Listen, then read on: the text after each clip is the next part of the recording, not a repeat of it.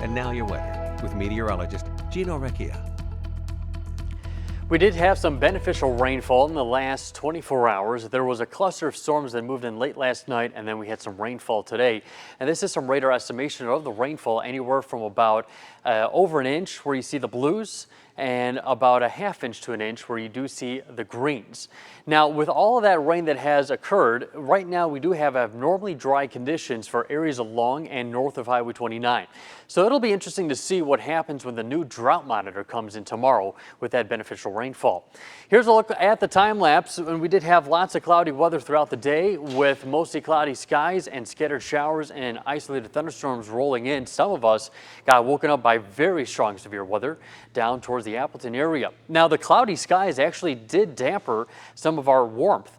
High temperatures were in the mid and upper 70s along and north of Highway 29, but south of there in the Fox cities, we had highs in the lower 80s. We were talking about highs in the upper 80s to near 90 degrees, but when you have those cloudy skies and the thunderstorms, it prevents you from getting that high. But the atmosphere certainly was available to provide us with some very toasty weather today. Certainly was humid though. We have a couple isolated showers and storms that have fizzled out. That is some good news as we head and transition into the evening hours. Most of the activity is now drifting down to the east and southeast along a cold front boundary. A lot of the thunderstorms are ahead of that cold front. Now behind it, you see how the skies are starting to clear. Where the risk of severe weather is ongoing is from southern Michigan through Indiana, Illinois, Missouri, where there's an ongoing severe thunderstorm watch and a couple little cells that's sparking off some severe thunderstorm warnings. The risk of severe weather, there is still a marginal risk, but once the Storm Prediction Center does update its day one guidance, I expect us to be removed from the marginal severe weather risk. So light risk of severe weather ongoing where those severe thunderstorm watches are in place. Now what's going to happen, a cold front moves through and then behind it, high pressure works its way in here. Air is going to fill in from Canada, and that's going to draw our temperatures down into the lower 80s and upper 70s for the coming days. Winds will be coming in off the lake also tomorrow, so lakeside areas will be a little bit cooler with that onshore wind flow.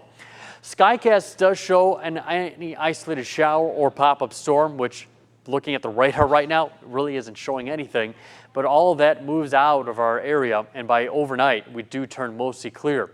Then for tomorrow, it's going to be a beautiful day. Low humidity values, temperatures in the upper 70s to near 80, which is our average high for this time of year. And then getting into Friday as well, looks like another beautiful day as well. Here we are throughout the whole day, mostly sunny skies. If you plan to go to family night at Lambeau Field, looks like Mother Nature will be working with us this time around. Upper 70-degree high temperatures tomorrow to near 80. Normal high is 80 degrees, so we'll be about a degree shy, perhaps, parts of the area. Lakeside areas right now in the upper 70s. We have some mid and upper 80s along and north of Highway 29. It's pretty toasty right now in Pembine. 87, Mountain at 87. We've got 83 in Clintonville. And the humidity, those dew points are very muggy and sticky. We've got those dew points in the lower 70s in that oppressive category. Good news is, as we do have those winds turning in out of the west, it will start to dry out. We'll have that 7-day forecast coming up shortly. There's going to be a beer shortage. It's going to be a problem. Coming up, a hiccup